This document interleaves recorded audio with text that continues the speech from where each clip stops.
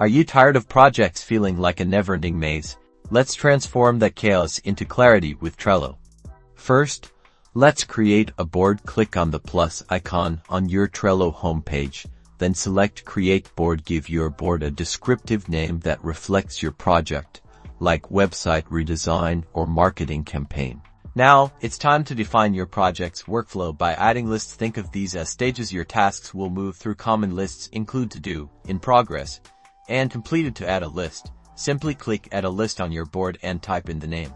Next, let's populate your lists with cards, which represent individual tasks. Click Add a card under the appropriate list and type in a brief description of the task. Press Enter to create the card for a website redesign. That would be design, homepage mockup, write blog post, and final edits. Open a card to add details, set deadlines, assign team members, and attach relevant files. You can also add checklists for smaller subtasks within a larger task. Now, it's time to invite your team to collaborate. Click Share in the board's header, then enter their email addresses or generate a shareable link. Set their permissions appropriately. Usually, normal is sufficient. And that's it.